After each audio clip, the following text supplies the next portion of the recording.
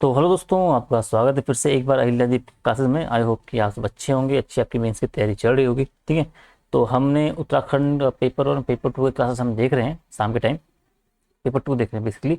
तो इसमें हमने जो पहली क्लास देखी थी उसमें आपका जो क्या था, उसमें आपका जो बेसिकली आपका हमने प्रागैतिहासिक काल देखा। ठीक है, ये हमने पढ़ा। इसके साथ हमने आज ऐतिहासिक काल देखा आपका। उसके बारे में डिटेल हमने देखी किस तरीके से मुख्य परीक्षा के पर्सपेक्टिव से आपको चीज़ें लेके चलनी है। ठीक है, अब अगला टॉपिक हमारे देखने वाले हैं वो आपका उत्तराखंड के जो प्रमुख पुरातात्विक स्थल आपके हैं। ठीक है, और उत्तराखंड के जो प्राचीन जनजातियाँ हैं इनके बारे में हम दो टॉपिक आज हम कवर करेंगे आपका। ठीक है, तो इन दो टॉपिक के हम जब कवर कर लेंगे तो इसको हम हाईलाइट कर देंगे। फिर आपका जो है 3-4 टॉपिक जो आपका है वो आपके क्लियर हो जाएंगे। ठीक है। हम्म तो अभी के हम चलो शुरू करते हैं। ठीक है। ठीक है, तो हम शुरू करते हैं। आपका जो अगला टॉपिक है उत्तराखंड के प्रागैतिहासिक स्थल। ठीक है, यहाँ पे ना आपके दो टॉपिक हो गए। अभी प्रमुख जो पुरातात्विक स्थल की बात कर रहे हैं उसके बारे में देखेंगे। मैंने प्रागैतिहासिक स्थल देखेंगे, फिर हम उनका आदि ऐतिहासिक स्थल देखेंगे, और फिर हम अपना जो तीसरा आपका सेगमेंट आएगा ऐतिहासिक स्थल वो देखेंगे। ठीक है, उसके बाद हमारे जो प्राचीन आपकी जो प्रजातियां हैं उनके बारे में हम पढ़ेंगे थोड़ा बहुत। ठीक है, मुख्य परीक्षा के लिए। तो इससे हम थोड़ा सा जूम कर लेते हैं ताकि चीज़ें आपको स्पष्ट रूप से दिख जाए। ठीक है, ये आपका हो जाएगा यहाँ पे थोड़ा सा जूम आउट यहाँ पे। ठीक है, ये लो। ठीक है, अब पहले हमने थोड़ा बहुत देखा प्रागैतिहासिक काल के बारे में, फिर हमने देखा आदि ऐतिहासिक काल के बारे में, फिर हमने ऐतिहासिक काल के बारे में देखा उसके। ठीक है, उसके बाद जो अगला टॉपिक आपका आता है वो आपका उत्तराखंड के प्रागैतिहासिक जो स्थल हैं। ठीक है, जो पुरातात्विक स्थल हैं। अब ये बात कर रहा है आपका, ये पुरातात्विक स्थल की बात कर रहा है। ठीक है, तो पुरातात्विक में जब आप देखोगे तो प्रागैतिहासिक काल के भी आएंगे और आपके आदि ऐतिहासिक काल के भी आपके स्थल वगैरह हम इसमें इनके बारे में चर्चा अभी करेंगे। ठीक है, तो ये देखो आप, तो उत्तराखंड की जब आप भौगोलिक और जो जलवायुगत दशाएं देखते हैं आप ना, तो उत्तराखंड की जो भौगोलिक और जो जलवायुगत दशाएं हैं वो मानव जीवन के अनुकूल थी। ठीक है, वहाँ पे आपके पर्वत हैं, खाने पीने के जंगल है, नदियाँ हैं भारी मात्रा में। ठीक है, जहाँ नदी के किनारे अपनी गुफाओं में रह सकते थे, वहाँ से उन्हें भोजन वगैरह उनसे मिल सकता था, पीने के लिए पानी मिल सकता था। जो पहाड़ वगैरह उनकी जो रचना है, वहाँ गुफाएं उनके आवास के लिए, आवास का एक अनुकूल दशा उनको जो रहने के लिए एक मतलब घर जैसी स्थिति उन्हें दे रही थी, जो गुफाएं उनकी थी। तो इसका जो उत्तराखंड की जो भौगोलिक और जो जलवायु दशाएं थी वो मानव जीवन के अनुकूल थी। इसीलिए क्या है कि यहाँ पर जो विभिन्न स्थलों से आपका जो है प्रागैतिहासिक मानव के अधिवास के प्रमाण आपको मिलते हैं, तथा ये प्रागैतिहासिक जो स्थल आपके वो प्रमुख हैं और जो निम्नलिखित हैं इनके बारे में हम चर्चा करेंगे, जो हम अलग अलग जिले में आपको देखने को मिलते हैं। तो सबसे पहले हम अल्मोड़ा का डिस्कस करेंगे। तो यानी कि जो अल्मोड़ा जनपद में आप जब देखते हो कि 1968 में MP जोशी द्वारा क्या किया, जो खोजा गया आपका लाखों डियार है उसके बारे में चर्चा करें। तो वो आपका एक शैलाश्रय है जो क्या है, एक सर्वोत्तम है और सुलभतम है। ठीक है, अब ये नागफनी के आकार के, जब यहाँ जाओगे आप ना तो ऐसे सड़क ये जाती है यहाँ से अल्मोड़ा से, ऐसे आती है मोड़ पे। ठीक है, ऐसे मोड़ से ऐसे रास्ता कटता है यहाँ पे। ठीक है, और थोड़ा सा अंदर जाने पे यहाँ पे गुफा टाइप की ऐसे ऐसे ऐसे, ठीक है, ऐसे है यहाँ पे। तो रास्ता एक ऊपर से भी इसके जाता है, यहाँ से चढ़ते हैं ऊपर, देखने के लिए दिखता है नीचे। और रास्ता एक यहाँ से घूम के आता है इधर से, यहाँ पे बिल्कुल ये मतलब ग्रिल वगैरह लगी है प्रॉपर तरीके से, वहाँ बोर्ड लगा है भारतीय सर्वेक्षण विभाग का। और यहाँ से रास्ता ऊपर जाने का भी इसके सर के ऊपर। ठीक है, तो यहाँ वो चित्र वगैरह बने हैं सारे। अब तो काफ़ी धूमिल हो गए, लास्ट टाइम मैं यहाँ पे विजिट किया था तब मैंने कभी अच्छे तरीके से देखा था। ठीक है, और इसी के बगल में यहाँ पे दो घर भी है लोगों के। ठीक है, समझो। और इसी के नीचे आपके यहाँ पे जो नदी आपको देखने को मिलती है, समझो। तो उत्तराखंड के लिए प्रागैतिहासिक जो स्थल थे ये, जहाँ का एनवायरनमेंट था उन लोगों के लिए उस टाइम के लिए एक मतलब एक अनुकूल दशाएं जो था उनके लिए प्रदान करता था। ठीक है, तो आपने देखे, तो ये बोला कि नागफनी के आकार का जो ये है आपका, नागफनी के आकार के इस जो शैलाश्रय से हमें क्या है, सफ़ेद हो गया, गेरू हो गया और जो गुलाबी, ये 3 रंगों के हमें जो शैल चित्र यहाँ पे आपके जो है वो प्राप्त होते हैं। ठीक है, और इसमें जो आपके मानव को क्या है, सामूहिक नृत्य हो गया, आखेट हो गया, वो करते हुए आपको दिखाया गया है। और इसी के साथ जो अल्मोड़ा आपका जो जिला है उसमें जो लोयताप एक जगह है, उसमें भी जो आपका है जो शैल चित्र है उसमें मानव को क्या है आपके हाथ में हाथ डालकर वो नृत्य अवस्था में दिखाया गया है, किसमें, लोयताप में। ठीक है, अब ये देखना है आपको, जो फल सीमा है आपको अल्मोड़ा में, वहाँ मानव के नृत्य और योग मुद्रा के चित्र प्राप्त होते हैं। और इसी प्रकार फड़कानौली हो गया, कालामाटी हो गया, द्वाराहाट हो गया, इनकी समाधियाँ जो है अल्मोड़ा जनपद में स्थित प्रमुख प्रागैतिहासिक स्थल हैं। तो अभी हम प्रागैतिहासिक स्थल के बारे में चर्चा करें तो हमें करना क्या होता है कि हर जो जिले में जो अगर अल्मोड़ा की बात करें तो अल्मोड़ा जिले के जो प्रमुख स्थल हैं उनके बारे में उनका मतलब उनका ऐड करके उनके संबंध में जो प्रमुख एक दो बातें हैं उनको आपको उल्लेख करना है, और आपको बाकी डीप नहीं जाना है, क्योंकि मेंस में आपको एक वास्ट आपको एक चीज आंसर लिखना पड़ता है जो उसके सारे डायमेंशन क्लियर हो, कवर हो। तो अल्मोड़ा का आपने लिख दिया, उसी के बाद आपके चमोली का आपने ऐड कर दिया, फिर आपने उत्तरकाशी का ऐड कर लिया। तो ऐसा नहीं कि आप जब अल्मोड़ा पे लिखने जाओ तो आप लाखों गुफा के बारे में सब कुछ हाँ लिख के आ जाओ। तो कहने का मतलब है कि जितना आपको ज्ञान अगर ज़्यादा भी है तो वो आपको सारा नहीं डालना है, उतना ही लिखना है जितना आपके क्वेश्चन की डिमांड है, ठीक है। अब अगला ये बोल रहा है कि अल्मोड़ा, तो अल्मोड़ा के अतिरिक्त जो आपका चमोली जिला में आप जो देखते हो, चमोली जिले में भी हमें जो अनेक जो पुरातात्विक स्थल है, हमारे जो प्रमाण है वो हमें जो यहाँ के स्थलों से हमें जो प्राप्त होते हैं, ठीक है, ये भी आपको पता ही है। अब जिनमें आपको जो सबसे टॉप पे है आपका है गोरखा गुफा है, ठीक है।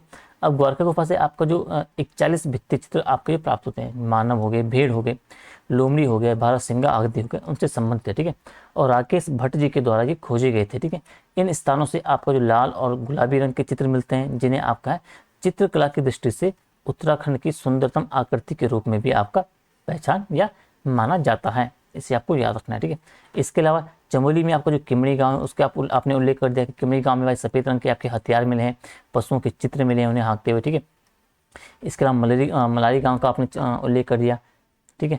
मलारी गांव का उल्लेख कर दिया कि मलारी गांव में आपका जो शैल चित्र आपके प्रागैतिहासिक काल के जो मानव के आपको मिले, ठीक है। वहाँ पे आपके नर हो गए, और पशुओं के जो कंकाल आपके जो उनके स्वर्णिम आपका जो मुखावरण मुखौटा मिला था, 1000 से अधिक जो आपका मृद भांड प्राप्त हुए हैं। यहाँ से जो प्राप्त पाषाणकालीन जो समाधान मिले हैं हड़प्पा कालीन में माने जाते हैं। इसके अलावा उत्तरकाशी जिले के नीले रंग के जो शैल चित्र आपके हुडली से प्राप्त हुए हैं, इन सब के बारे में उल्लेख करना है। अब ऐसा नहीं कि आपने सब कुछ लिख देना है वहाँ की मलारी के बारे में, आप पूरा देखिए वहाँ गढ़वाल यूनिवर्सिटी के वहाँ 2-3 बार खोदा गया था, इतने लोग वहाँ काम पे करने गए थे, ये वहाँ प्रॉपर तरीके से मिला है, इतने दिन तक खुदाई चली थी जहाँ से लेके वहाँ तक। मतलब कहने का मतलब इतना गहराई में नहीं जाना है कि आपको पोस्ट क्या रहा है और आप बिल्कुल PhD उसमें लिख दे रहे हो। तो लिखना उतना ही है जितना क्वेश्चन की डिमांड है, जितना आपका शब्द सीमा 125 में आप कितना लिख पाओगे, और वो भी तब आपको जो पूरा जो आपका सवाल है, आपको जो चीज़ में कह रहा है प्राकृतिक स्थलों की बात कर रहा है, तो आपको उसमें समस्त चीज़ों का थोड़ा थोड़ा ऐड करना ही है। तो सबसे बड़ा चैलेंज जो मुख्य परीक्षा में आपका होता है कि आपके पास जो है ज्ञान बहुत ज़्यादा रहता है, ठीक है। तो उस ज्ञान को किस तरीके से कम करके या उसमें से कौन सी इंपॉर्टेंट चीज़ें हैं उन सबको आपको अपने आंसर में लिखना होता है। यही सबसे बड़ा चैलेंज है, वो भी आपके फिक्स 3 घंटे में 25 सवाल आपको करने पड़ते हैं, ठीक है। तो सबसे बड़ा चैलेंज यही है, क्योंकि पढ़ा वहाँ सब में होता है, सबको वहाँ पे ज्ञान होता है, ठीक है। लेकिन आंसर और मार्क्स उसको ही अच्छे मिलते हैं जो क्या करते हैं उस ज्ञान को आपने एक अच्छे और सरल तरीके से और सुव्यवस्थित तरीके से अपने आंसर में डालता है, ठीक है। अब ये वो हो गया। अभी कह रहे कुछ स्थानों से आपकी रामगंगा घाटी हो गई, कत्यूर घाटी हो गई, यहाँ से क्या हो गए मानव शक के आपके पाषाण बक्से शिष्ट प्राप्त हुए हैं, ठीक है। इसके अलावा जो देवीद्वार हो गया चंपावत में, आपका जो द्वारा हाट हो गया, जो नौलाग्राम हो गया, इन स्थानों से भी आपका क्या है मानव जो निर्मित आपकी जो ओखरियाँ आपकी वो प्राप्त होती है, ठीक है। अब उपरोक्त स्थानों अतिरिक्त आपका जो खोटानी नाला है, जो अंडर ख्याति गाँव आपको उत्तरकाशी में है, भेत गाँव चमोली में है, इन सब के बारे में आपका जो पाषाणी उपकरण आपको यहाँ से प्राप्त होते हैं।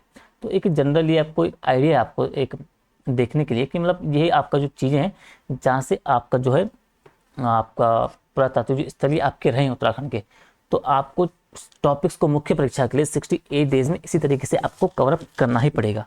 समझ रहे हो ना कि एक टॉपिक होता है और उसके बारे में जितने उसका डायमेंशन हो सकता है उसका अपने पास एक क्रक्स आपने रख लिया और फिर उसी को आपने रिवाइज करना है मुख्य परीक्षा की दृष्टि से। अब जैसे ये बोल रहा था कि आपके जो उत्तराखंड प्रमुख पुरातात्विक स्थल के बारे में बोल रहा था, ठीक है, पुरातात्विक स्थल की बात में बोल रहा था, तो हमने देख लिया भाई डेट पेज में आपका पूरा जो टॉपिक था वो कवरअप हो गया। अब सवाल अगर आपको स्पेसिफिक पूछ लिया किसी एक स्थल के बारे में 5 नंबर में, तो आपने इतना तो पढ़ा ही रखा है ना, प्री में आपने बहुत सारा पढ़ रखा है, बहुत सारा आपके पास ज्ञान है, तब वो ज्ञान आपका वहाँ पे आ जाएगा। किसी स्पेसिफिक अगर पूछ लिया उसने गोरखा गुफा के बारे में आपको लिखना है 50 के बारे में, तो आप आसानी से लिख दोगे, मलारी गांव के बारे में आसानी से लिख दोगे, लाखों उडेर के बारे में आसानी से लिख दोगे। लेकिन अगर जब चैलेंज आपका तब आता है जब वो सबको कंसोलिडेट करके एक सवाल पूछा है पुरातात्विक स्थलों के लिए, तब ऐसा नहीं कि आपको किसी एक विशेष लिखना है, आपके जितने भी स्थल हैं उसके लिए आपको एक बैलेंस रूप में आपको अपने आंसर को लिखना है, ठीक है, समझिए ना। तो अब ऐसा मत बोलना कि आपने तो बहुत इस तरीके से पढ़ा रहे हो, ज़्यादा ज्ञान तो मुझे है, आप पता है मुझे कि आपको बहुत ज़्यादा ज्ञान है मुझसे, लेकिन मैं आपको सिर्फ तरीका बता रहा हूँ किस तरीके से आपको जो है इतने कम टाइम में आपका जो मेंस है उसे और अच्छे से आपको कवरअप करना है, ठीक है। तो आई होप कि आपको चीज़ें समझ आ गई होगी। आप हम जो देख रहे थे आपका हाँ उत्तराखंड का जो प्रागैतिहासिक स्थल हमने देख लिए प्रमुख प्रमुख कौन कौन से और किस तरीके से यहाँ से आपके सवाल बन सकते हैं, ठीक है। अब अगला टॉपिक हम देखते हैं उत्तराखंड की पुरा प्रजातियाँ, ठीक है, वो हम देखते हैं, ठीक है। थोड़ा सा हल्का सा जूम बस, गुड। ठीक है। अब उत्तराखंड की जब पूरा प्रजातियों की बात करते हैं तो मतलब जो प्राचीन प्रजातियां उत्तराखंड में रही आपकी, ठीक है, उनके बारे में बेसिकली क्या है हमें चर्चा करनी पड़ती है। ठीक है, तो यहाँ पे बेसिकली आप जब देखते हो सबसे पहले आप कोलों के बारे में पढ़ते हो, फिर किरातों के बारे में पढ़ते हो और फिर खसों के बारे में पढ़ते हो। तो बेसिकली इन तीन के बारे में पढ़ना है, इनका क्रम आपको याद रखना है। ठीक है, क ख ख आपको याद रखना है, तो क आपको पहले आएगा, ठीक है, और फिर ख आपका बाद में आएगा। तो कोल किरात खस आपको याद में रखना है। ठीक है, अब कोल किरात भी सेम आपके क से शुरू हो रहा है, तो आपको ये याद रखना है कि कोल पे 2 है तो 2 पहले आएगा, किरात में 3 है तो 3 आपको पहले आएगा। तो कोल किरात और खस आपका बाद में आएगा। ठीक है, अब कोल की बात की जाए तो कोल का जो आपका संबंध हमारा जो देखा जाता है कोल जनजाति का, प्रजातियों का, उसका जो आपका सैंधवकालीन जो आर्य थे सिंधु घाटी सभ्यता के, उनसे जो इनका संबंध आपका जो कोलों का है जोड़ा जाता है। ठीक है, और जो पुरा साहित्यिक जो ग्रंथ है आपके कौन से, मुंड और सबर में इन्हें इनका नामों से उल्लेख होता है पुरासाहित्यिक ग्रंथों में, किनका, कोलों का। ठीक है, अगर इनका जो शारीरिक विकास हम देखते हैं और तो अनार्यों की भांति हमें देखने को मिलता है। ठीक है, आर्थिकी अगर आप देखोगे इनकी तो कोल जो होते थे बेसिकली वो क्या करते थे, वो कृषि कार्य करने वाले थे। ठीक है, कृषि कार्य आपका जो प्रमुख था वो प्रमुख रूप से कोल प्रजाति के लोग करते थे। ठीक है, समाज की बात की जाए तो यहाँ का जो समाज था वो सैंधवकालीन से समरूपता रखता था। जो सैंधवकालीन जो सिंधु घाटी सभ्यता का समाज था, वहाँ के लोगों से, वहाँ की संस्कृति से जो आपका कोल समाज था वो एक समरूपता अपनी रखता था।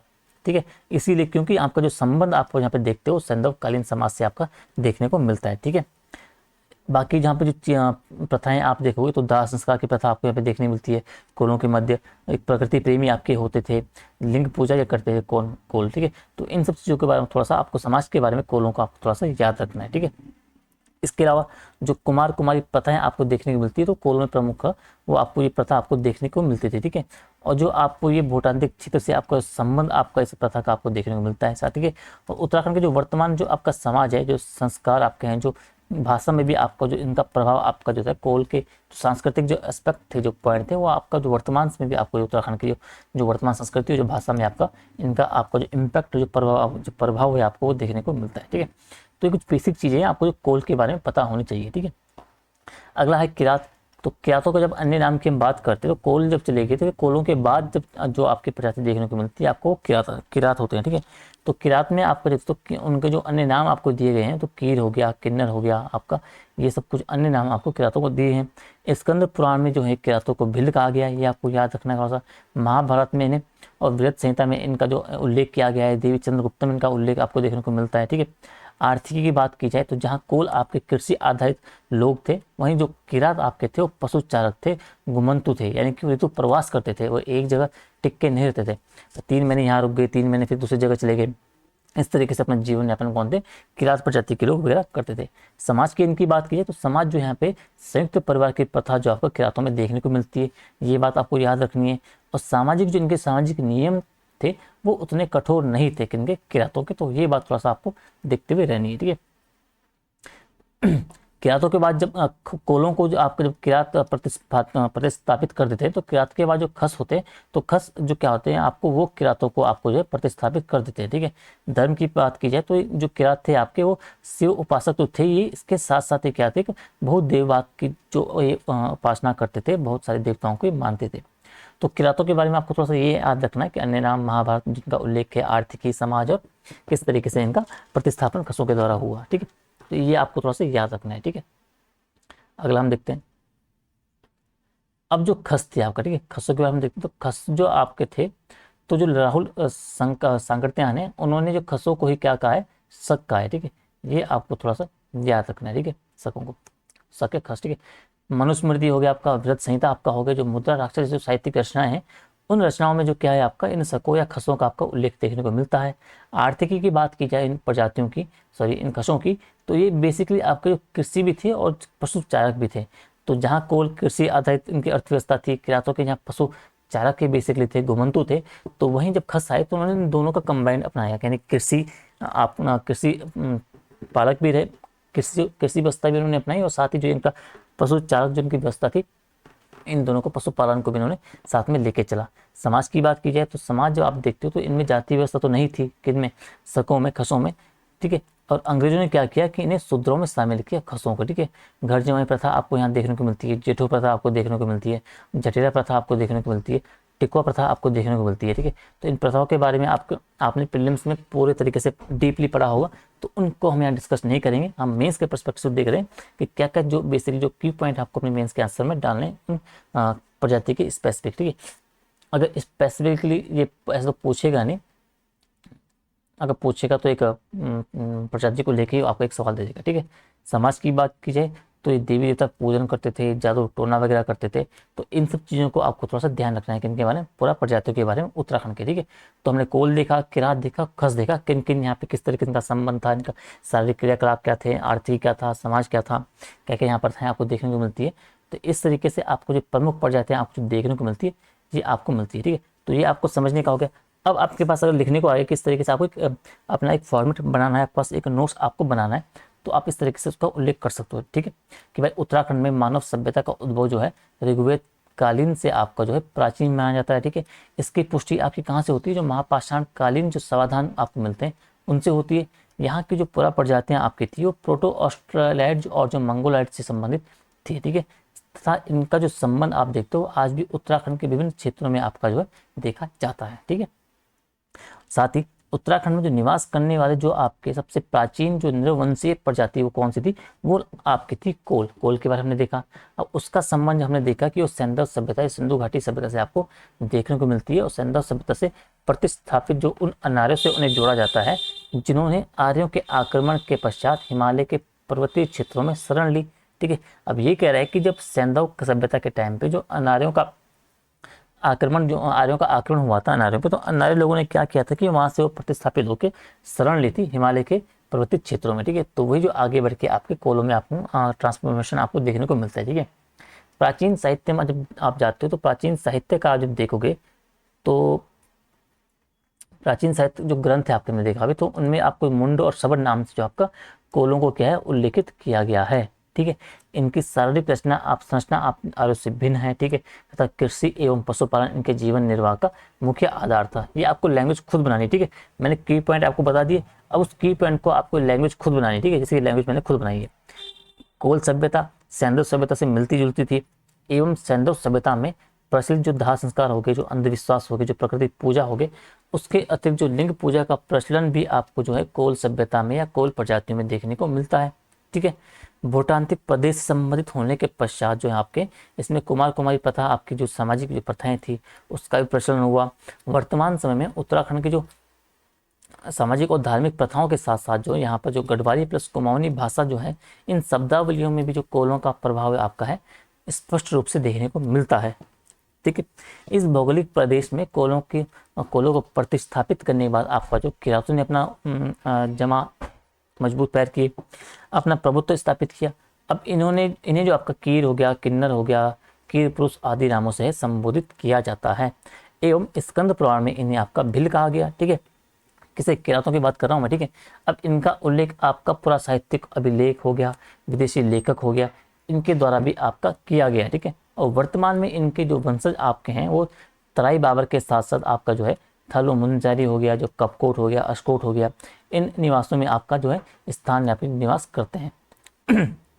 ठीक है, अब अगला कि मंगोल प्रजाति से संबंधित होने के कारण जो किरात आपका है वो भ्रमणकारी पशुचारक थे। हमने देखा ये अर्ध घुमंतु थे।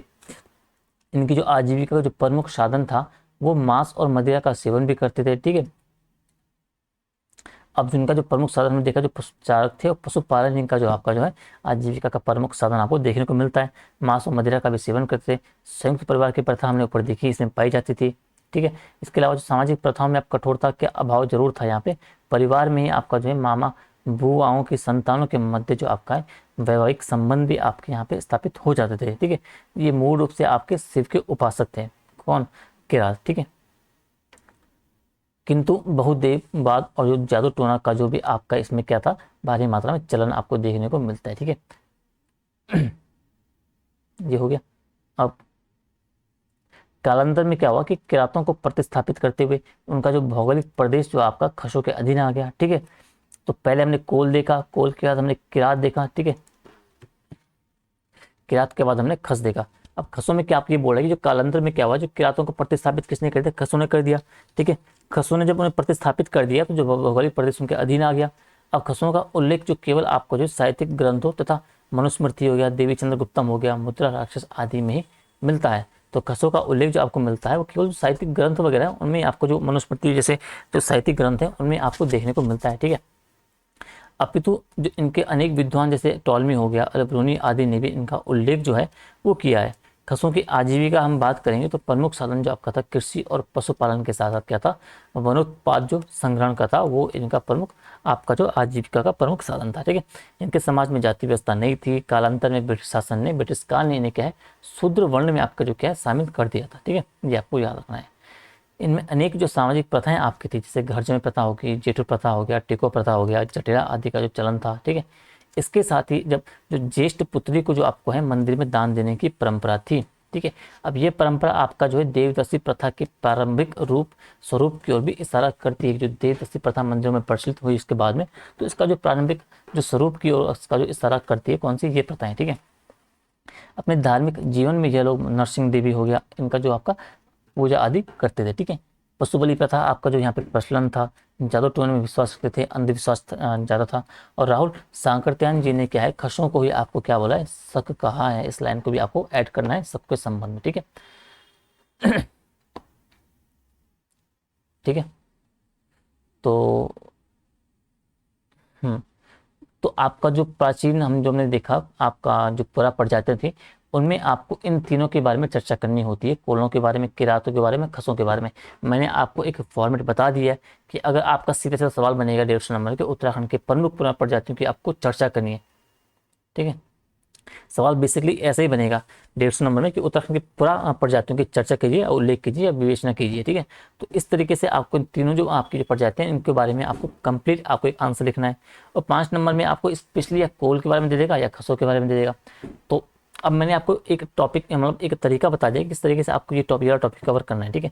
यहाँ से मैंने आपको मोटा मोटा जो इस टॉपिक में प्रजातियों वाले सेक्शन में आना चाहिए वो मैंने ऐड कर दिया है। अब आपको इस बार किसके बारे में एडिशनल पढ़ना है, तो एडिशनल आप जब डीप बुक उठाओ, कोई बुक उठाओ और उसमें जो इनके बारे में कुछ और चीज़ें आप उसमें ऐड कर सकते हो अपने आंसर में। वैसे ही ये काफ़ी मोर देन सफिशियंट है मेंस के लिए, ठीक है।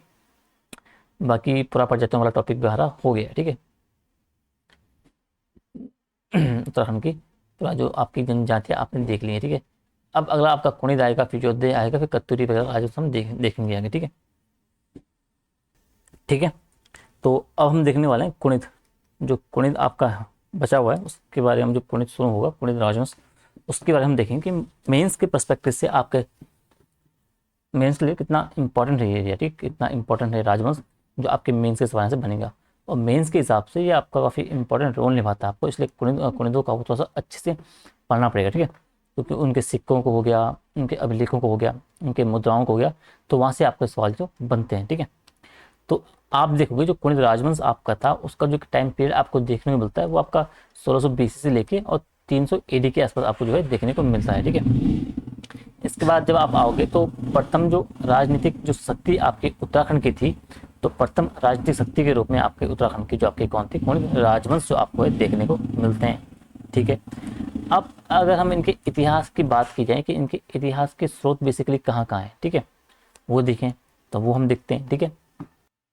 तो इतिहास के जब स्रोत की बात की जाए तो इसके मतलब किन स्रोतों से आपके जो कुणिद राजवंश कुणिदों की आपकी जानकारी मिलती है, तो सबसे पहले आपको पता है साहित्यिक स्रोत है इनके, फिर अभिलेख आपको मिलते हैं और इसके अलावा आपको जो मुद्राएं हैं, तो इन तीनों से आपका जो कुणिदों के आपका जो इतिहास की आपको जानकारी मिलती है। तो साहित्यिक में आप जब जाओगे तो साहित्यिक में आप देखोगे कि जो महाभारत है, तो महाभारत में कुणिदों को द्विजश्रेष्ठ बोला गया है। अष्टाध्यायी में पाणिनि की है, उसमें कुलुन या कुंद्रोमक आपको नृपथ आपको जो इनके लिए बोला गया है। वृत्त संहिता में आप जाते हो तो द्विजमुख बोला गया है। विष्णु पुराण में आपका जो कुलिंदो पलकाश्य के रूप में आपको उल्लिखित है।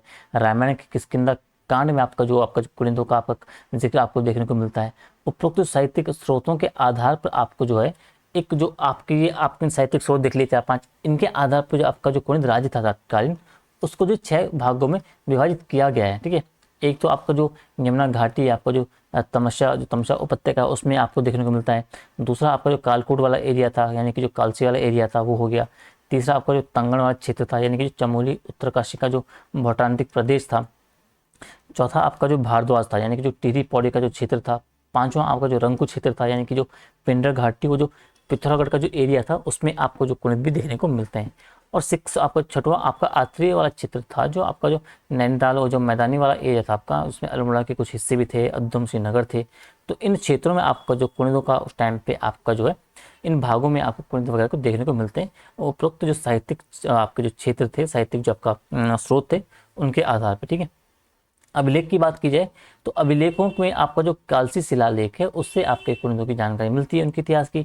सम्राट अशोक ने क्या किया, जो 57 BC में आपका जो यमुना प्लस जो अगलार नदी के जो उसमें जो संगम पे आपका जो एक कालसी का शिलालेख आपको जो स्थापित करवाया था, वो आपका प्राकृत भाषा और जो ब्राह्मी लिपि में आपका ये उल्लेखित है, ठीक है। जेम्स फॉरेस्ट ने इसे खोजा था, आपको याद रखना है। पुष्टि, तो इसमें जो आपका है मौर्य आधिपत्य की आपको इसमें पुष्टि मिलती है। और इसमें बताया गया जो कुणिद आपको इसमें देखने को मिलता है, तो कुणिद आपको जो थे मौर्यों के अधीन थे, ठीक है। उल्लेख किसका हुआ है, तो यहाँ पे शासकों को पुलिंद कहा गया है, निवासी आपको इसमें अपरांतक कहा गया है, क्षेत्र को आपको अपरांतक कहा गया है, ठीक है, अपरांत कहा गया, अपरांतक कहा गया है। तो इन बातों का उसमें उल्लेख आपको देखने को मिलता है, ठीक है। तो यहाँ पे जो आपको कुणिद आपके जो मौर्यों के अधीन इसमें बताया गया है, तो इससे आपका जो कालसी शिलालेख इंपॉर्टेंट हो जाता है, जो आपके कुणिदों की आपकी जानकारी देता है, ठीक है। अब कुणिदों के भी जो आपके 5 शिलालेख मिले हैं, ठीक है। एक तो आपका कालसी में हो गया, और प्लस 4 यानी कि 4 आपके जो है मथुरा क्षेत्र से आपको देखने को मिलते हैं, ठीक है।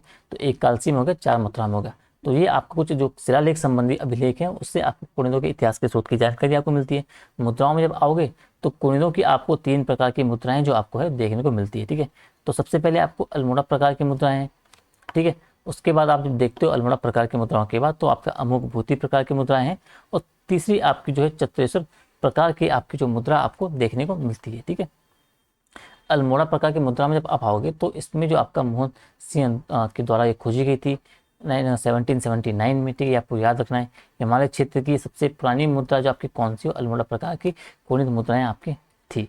8 कुणिद जो राजा थे उनके नामों का उल्लेख जो आपको है कुणिदों की मुद्राओं में आपको देखने को मिलता है। शिवदत्त आपका हो गया, शिवपालित हो गया, शिवरक्षित हो गया, हरिदत्त का हो गया, मगभत हो गया, आपका आशिक आपका हो गया, गौमित्र हो गया, वासुदेव हो गया। तो इन 8 जो आपके शासक थे आपके कुणिदों के, इनका उल्लेख जो आपका इन जो अल्मोड़ा प्रकार की मुद्रा है उनमें आपको देखने को मिलता है, ठीक है। ताम्र धातु, तो ताम्र धातु में आपकी मिली है, तो ये आपके बताते हैं कि जो उस टाइम पे जो कुणिद थे उनकी आर्थिक स्थिति कमजोर थी। अगर उनकी आर्थिक स्थिति अच्छी होती तो आपको स्वर्ण मुद्राएं मिलती, आपको रजत मुद्राएं मिलती। लेकिन जो धातु आपको मिल रही है, ताम्र मुद्राएं मिल रही है, तो इससे आपका एक अंदाजा आपको ये लगाया जाता है कि उस टाइम की जो आर्थिक स्थिति रही होगी वो इतनी स्ट्रांग, उतनी मजबूत नहीं रही होगी, थोड़ा सा निम्न या कमजोर रही होगी, ठीक है। लिपि आपकी ब्राह्मी मिली है इसमें, लिपि इन मुद्राओं में। और साथ ही साथ जो आपका अंकन हुआ है वो देवी का हुआ है, मानव मूर्ति का हुआ है, कुब्बड़ वाला जो बैल है उनका अंकन आपको जो है इन मुद्राओं में देखने को मिलता है। तो आपको जो अल्मोड़ा प्रकार की मुद्रा हैं उनके बारे में इतने ही से आपको जानकारी याद रखनी है। अगर 4 नंबर में आ गया आपको तो इंपॉर्टेंट फैक्ट डालें, और अगर तो मुद्राओं को लेकर आपको पूछा गया तो आपको 3 मुद्राओं के बारे में थोड़ी थोड़ी जो आपका डेटा है, जो फैक्ट है आपको वो डालना है, ठीक है। कुणिदों की बात की जाए, ये अमुक भूति आपका प्रकार की बात की जाए, तो इसमें जो कुणिद राजा अमुक भूति से आपका संबंध डायरेक्ट इसका जोड़ा जाता है, किसका, अमुक भूति प्रकार की मुद्राओं का। सर्वाधिक संख्या में आपका जो मिली है आपकी अमुक भूति प्रकार की। और अमुक भूति के साथ साथ इसमें कुलिंद्रिय का भी उल्लेख किया गया है, ठीक है। धातु की बात की जाए तो धातु अब तांबे के साथ साथ जो रजत भी आपको मिला है, अब ये सिद्ध करेगा कि इस समय जो आपकी आर्थिक स्थिति थोड़ा जो उस टाइम से अल्मोड़ा प्रकार की मुद्राओं से समय से थोड़ा सा अच्छी हो गई है, थोड़ा सा मजबूत हो गई है, क्योंकि यहाँ पे आपके चांदी के सिक्के यानी कि रजत की जो मुद्राएं आपकी वो भी मिलनी शुरू हुई, ठीक है। लिपि आपकी सेम आप जाओगे तो ब्राह्मी पृष्ठखरोष्टी आपको देखने को मिलेगी, और राज्य विस्तार भी इसमें आपको जानकारी इसमें आपको मिलता है, ठीक है। आकृति इसमें आप जो देखोगे तो यूनानी शैली का प्रभाव आपको इसमें देखने को मिलता है। और अंकन आपका जो है चक्र है, स्वास्तिक है, और इन देवी आपका जो एक्सेट्रा आपका जो अंकन आपको जो है इन मुद्राओं में देखने को मिलता है, ठीक है। आपने देख लिया पहले अमुक भूति अल्मोड़ा आया, अल्मोड़ा के बाद अमुक भूति प्रकार की मुद्राएं आई। अमुक भूति से आपका संबंध है, रजत की मुद्राएं मिल रही है, जो इस बात को दर्शाता है, इस बात का जो संकेत देता है कि इस टाइम पे जो आर्थिक स्थिति थी वो थोड़ा मजबूत आपकी होने लगी थी, ठीक है। चत्रेश्वर प्रकार की मुद्राओं पर जब आओगे तो इसमें आपको मतभेद हैं, कुछ चत्रेश्वर को राजा, ठीक है, और कुछ आराध्य देव, इसके संबंध में आपका जो कुछ आपका जो इसमें आपका जो मतभेद आपको देखने को मिलते हैं, ठीक है। समझिए ना, यानी कि जो कुछ आपके जो लोग थे, यानी मतलब कुछ मानते हैं कि जो चत्रेश्वर आपका जो उल्लेख है ये कोई राजा थे, और कुछ मानते हैं आपके नहीं, ये आपके जो क्या है ये कुणिदों के एक आराध्य देव थे। तो यहाँ पे थोड़ा सा आपका कन्फ्यूजन, आपका जो मतभेद आपका लोगों के इतिहासकारों के बीच रहता है, ठीक है। धातु की बात की जाए तो ताम्र धातु, यानी कि ताम्र धातु आगे तो इससे लगता है कि पहले जहाँ पे आपकी अर्थव्यवस्था निम्न थी तो आपके जो अमोघ भूति थी मतलब ऊपर उठी, और जैसे जैसे चतुर्थ मुद्रा आपको देखने मिली तो दोबारा ताम्र मुद्रा यानी कि डाउनफॉल में आपका जो पतनोन्मुख आपकी जो अवस्था थी, राज्य की आर्थिक स्थिति आपको यहाँ पे देखने को मिलता है। तो ताम्र धातु मिलने के कारण यानी कि आर्थिक स्थिति प्लस जो आपका जो राज्य था वो पतनोन्मुख था। ठीक है। लिपि की बात की जाए तो ब्राह्मी लिपि इसमें मिली है सिर्फ, यानी कि जो आपका है शासन जो आप देख पाओगे क्योंकि सीमित भूभाग पर रह गया। पहले आपकी खरोष्टी भाषा ही मिली है तो यानी कि राज्य आपका विस्तार हो रहा है, लेकिन जब राज्य पतोन्मुख था तो जब सिर्फ ब्राह्मी लिपि में मिलेगी तो इससे आपका एक अंदेशा लगाया जाता है कि शासन जो था वो सीमित क्षेत्र यानी कि सीमित भूभाग पे आपका रह गया था। तो कुनिंदों के बारे में हमने आपके जो मुद्राएं थे इनमें आपको इसके बारे में अपना आपका देख लिया। ठीक है। अब इम्पोर्टेंट ये तो आपको जो समझने के लिए आपको जो पैरा आप मतलब एक ड्राफ्ट आपको समझना था उसलिए मैंने थोड़ा आपको वो बताया था, वो हमने देख लिया था। ठीक है। अब हम देखते हैं प्रॉपर तरीके से आपका एक फॉर्मेट किस तरीके से आप पुनित राजवंश को लेके आप एक नोट करोगे, अपना एक नोट किस तरीके से बनाओगे। ठीक है। तो भाई जिस बातों का मैंने अभी आगे एक्सप्लेन किया उनका हम एक पैराग्राफ फॉर्म में देखेंगे कि भाई पुनित राजवंश जो आपका है उत्तराखंड में पहला ऐसा राजवंश है जिसने राज्य एवं राज्य की अवधारणा जो आपकी चरितार्थ होती है। ठीक है। यानी कि पुनित राजवंश उत्तराखंड का पहला ऐसा राजवंश है जिसमें आपका राज्य एवं राज्य की अवधारणा चरितार्थ होती है, इसलिए इसे स्थानीय रूप से आप जो है पहली राजनीतिक शक्ति भी माना जाता है। ठीक है। यह प्रारंभ में आपके मौर्य के अधीन थे, मौर्य के सामंत थे, किंतु कालांतर में क्या हुआ, काली से कालिंदी के मध्य एवं दक्षिण मैदानी तक जो है इन्होंने अपना साम्राज्य आपका जो है वो स्थापित कर दिया था। ठीक है। कुनिदों का उल्लेख आप जब देखते हो तो विभिन्न जो साहित्यिक ग्रंथों आपको अभिलेखों में आपका इनका किया गया है, तथा स्वयं जो कुनिद शासकों के जो आपके सिक्के हैं उनके माध्यम से न केवल इनके इतिहास को आपको जानने का प्रयास किया गया, किंतु अभी तो इस राजवंश के जो राजाओं की वंशावली भी है वो भी उनकी प्राप्त होती है। ठीक है। ये कह रहा है कि जो कुनिदों का उल्लेख आपके विभिन्न साहित्यिक ग्रंथों में अभिलेखों में तो मिला ही मिला है, उसके साथ साथ जो कुनिद शासक के सिक्के खुद के उनके माध्यम से भी आपको इतिहास का स्रोत उनकी जानकारी मिलती है। इसके अलावा जो राजवंश के राजाओं की वंशावली है उनसे भी आपके इनके इतिहास की जानकारी आपको प्राप्त होती है। ठीक है। साहित्यिक ग्रंथों में आप आओगे तो महाभारत में आपने कुनिदों का जो आप जब देखोगे तो सभा पर्व हो गया, अरण्य पर्व हो गया, भीष्म पर्व में आपका उल्लेख मिलता है। महाभारत काल में भीष्म पर्व में इन्हें द्विज श्रेष्ठ कहा गया, आपने देखा। इसके अतिरिक्त वृत्त संहिता में आपको द्विज मुख कहा गया, अष्टाध्यायी में इन्हें कुलुंद कहा गया है, कौंद्रोपथ कहा गया, एवं विष्णु पुराण में आपका है कुनिंदोपलक्ष्य कहा गया है। इस बात का आपको जो एक देखना है साहित्यिक ग्रंथों में कैसे इनका उल्लेख किया गया है। विभिन्न अभिलेखों के माध्यम से भी आप जब आओगे तो कुनिदों के राजवंश के जो राजनीतिक स्थिति का आपका बोध होता है, जिसमें स्वयं जो कुनिद आपके उनके राजाओं के 5 अभिलेख आपको जो है मथुरा व बरहुत से प्राप्त होते हैं। इसके अतिरिक्त आपका जो एक कालचिक में आपका जो अभिलेख है वो मौर्य जो सम्राट अशोक है उनका आपका जो कालची अभिलेख कुनिदों के इतिहास का एक प्रमुख स्रोत के रूप में भी आपको मिलता है। ठीक है। जिसमें यह आपको बताया गया है कि जिसमें यहाँ पर जो शासन करने वाली जो जाति आपकी जो थी पुलिंद एवं इस क्षेत्र को आपको अपरांत कहा गया है, किसमें, कालसी अभिलेख में। इस बात को आपको ध्यान रखना है। ठीक है। अगला। ठीक है।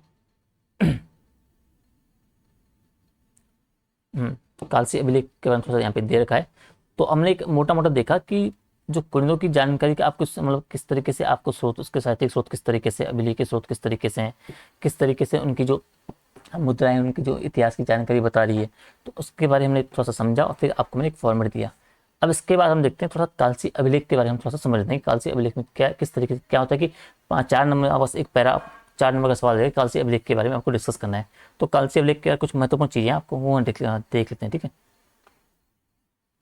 तो आपको पता ही जो कालसी अभिलेख आपको पता ही है कि कालसी अभिलेख आपका जो है देहरादून जनपद में स्थित है, उसमें विकास नगर के निकट जो यमुना, ठीक है, एक मिनट थोड़ा सा, यमुना के जो निकट आपका जो अमलगाड़ जो के तट पर आपका जो है मौर्य सम्राट अशोक का आपका जो एक शिलालेख प्राप्त होता है। ठीक है। जो उत्तराखंड में आपका जो एक स्मारकीय पुरातत्व का एक उत्कृष्ट उदाहरण है। ठीक है। प्राकृत भाषा इसमें लिखी हुई है, लिपि इसमें आपको ब्राह्मी मिलती है। तो प्राकृत भाषा एवं ब्राह्मी लिपि में लिखे इस शिलालेख को जो आपका है जेम्स फॉरेस्ट के द्वारा खोजा गया था। इस शिलालेख की अवस्थिति या इस भूभाग पर मौर्यों के शासन की पुष्टि तो करती है, एवं मौर्यों के समकालीन यहाँ पर जो शासन करने वाली जो शक्ति थी कुनिद शक्ति, उनका भी उल्लेख जो आपका इस शिलालेख में आपको देखने को मिलता है। ठीक है। कुनिदों के इतिहास के सबसे महत्वपूर्ण स्रोत आपका जो कुनिद शासकों की मुद्राएं हैं। ठीक है। ये अब ऊपर का हो गया। ठीक है। ये जो पैरा ऊपर छोटा था, ठीक है, ये कालसी का यहीं पे हो गया। ठीक है। अब हम ऊपर का जो बचा हुआ था तो उसमें हम देखेंगे कि तो कुनिदों के इतिहास के सबसे महत्वपूर्ण स्रोत आपके जो कुनिद शासकों की मुद्राएं हैं। ठीक है, अब कुनिद राजाओं की हमें जो 3 प्रकार की मुद्राएं मिलती है, इनमें सर्वाधिक जो प्राचीन आपके अल्मोड़ा प्रकार की मुद्राएं हैं। ठीक है, ये मुद्राएं आपके कुनिद राजवंशों के जो आपके 8 शासक हैं, ठीक है, 8 राजाओं हैं, उनके नामों का उल्लेख करती है। ठीक है, इन मुद्राओं पे आप जब देखोगे तो इन मुद्राओं पे आपका जो है, इन मुद्राओं पे देवी आपके हो गए, इसके अलावा जो कुब्बड़ वाले आपके बैल हो गए, इनका अंकन आपको देखने को मिलता है। और साथ ही आपकी जो ताम्र धातु से बनी एवं ब्राह्मी लिपि में उत्कीर्णित ये मुद्राएं जो सिद्ध करती हैं कि प्रारंभिक काल में कुनिदों की आर्थिक स्थिति कमजोर थी एवं जो साम्राज्य इनका भी था वो मध्य हिमालय के जो सीमित भूभाग पर ही था। ठीक है, फिर आपका जो सेकंड प्रकार की मुद्रा आपको देखने मिलती है अमोघ भूति प्रकार की मुद्राएं हैं। अब जो सर्वाधिक संख्या में मिली है, ठीक है, इसके साथ अमोघ इन मुद्राओं में आपका जो अमोघ भूति के नाम का उल्लेख होता है एवं जो ताम्र तथा रजत धातुओं से बनी इन मुद्राओं में ब्राह्मी तथा खरोष्टी लिपि का प्रयोग होना, ये 3-4 बातें ये बताती है, ये सिद्ध करती है कि अमोघ भूति का जो इस शासन का जो सर्वाधिक जो शक्तिशाली शासक था। ठीक है, ये आपको याद रखना है। साथ ही अमोघ भूति ने क्या किया कि साम्राज्य विस्तार भी किया, ये आपको देखना है। एवं अमोघ भूति प्रकार के सिक्कों पर जो आपका है यूनानी प्रभाव भी देखा जाता है, चक्र हो गया, स्वास्तिक हो गया, और नारी और मृग का अंकन भी देखना आपको मतलब दिखता है इसमें। अब इसमें आपके तांबे के साथ साथ रजत मिला है, कहाँ से आपको सिल्वर मिला है, रजत मिला है, चांदी मिला है, तो यानी कि वो दिखाता है कि राज्य की जो आर्थिक स्थिति थी वो थोड़ा सा मजबूत आपकी हो गई थी। ठीक है, अब थर्ड प्रकार की जब मुद्रा आप सिक्के देखते हो तो 36 प्रकार के सिक्के हैं। अब जिनकी पहचान आपकी जो विद्वानों में मतभेद है, कोई बोलता है ये आपके आराध्य देव है, कोई इन्हें राजा मानता है। ठीक है, कुषाण शैली में ये निर्मित है। इन सिक्कों में आपके ताम्र धातु है और लिपि आपकी ब्राह्मी है। अब जिससे ये सिद्ध हो रहा है कि अपने उत्तरवर्ती काल में क्या हुआ कि पुनः जो कुनिद थे उनकी आर्थिक स्थिति आपकी जो है कमजोर होने लगी थी एवं कुनिदों का शासन आपका जो वो सीमित भूभाग पर केंद्रित हो गया था। तो कुनिदों के बारे में इतनी जानकारी आपको रखनी जो आपके एग्जाम की दृष्टि से महत्वपूर्ण है। सवाल आपके इसी पैटर्न पे आपके बनते हैं। ठीक है, आगे आपका जो उसका राजनीतिक और जो प्रशासनिक स्थिति है हम उसे अगली वीडियो में देखेंगे, किस किस तरीके से उत्तरवर्ती, पूर्ववर्ती, मध्यवर्ती और उत्तरवर्ती कुनिदों का आपका विकास हुआ, किन किन आप मैप के जरिए हम समझें किन किन क्षेत्रों में इनका शासन वगैरह हुआ करता था। ठीक है, तो आज की वीडियो में हम इतना रखते हैं। देखते हैं आज हमने कौन कौन से टॉपिक कर लिए हैं। तो उत्तराखंड का प्राचीन पर्यटन में देखिए, और कुनिद भी लगभग हमारा हो ही गया है। ठीक है, इसको हम हाईलाइट कर लेते हैं। थोड़ा सा बचा, हम कल कुनिद और अयोध्या वगैरह और कत्तूरी राजवंश का हमने शुरू कर देंगे या खत्म कर देंगे एक क्लास में पूरा। ठीक है, उसके बाद आपका 2 क्लास में 3 क्लास आपकी और आएगी। तो 3 क्लास में आपको जो बाकी उत्तराखंड का इतिहास है एग्जाम की दृष्टि से जहाँ से आपके सवाल बनते हैं वो आपके 3 से 4 क्लास में आपका खत्म हो जाएगा। ठीक है, तो आज की क्लास में इतना रखते हैं। ठीक है, आई होप कि आपको क्लास अच्छी लगी होगी, आपको समझ आई होगी, आपको जो चीज़ें हैं इंपॉर्टेंट लगी हुई। ठीक है, अगर क्लास से आपको थोड़ा सा भी आपको हेल्प मिल रही है, थोड़ा सा फ़ायदा मिल रहा है, तो क्लास आप जो चैनल है आपको लाइक करें, चैनल को सब्सक्राइब करें, चैनल को सब्सक्राइब करें, वीडियो को लाइक करें, कमेंट करें, अपने डाउट को बताएं किन किन चीज़ों में आपको कोई समस्या आ रही है। मैं उस समस्या पे आपको समाधान करने की पूरी कोशिश करूंगा। ठीक है, और चैनल को ज़्यादा से ज़्यादा आपको शेयर करना है उन बच्चों के साथ जिनका भी मुख्य परीक्षा का एग्जाम होने वाला है। ठीक है, तो ठीक है, जल्दी मिलते हैं आपको अगली वीडियो में उत्तराखंड के सेकंड पेपर में। तब तक के लिए अपना ध्यान रखिए। Good bye.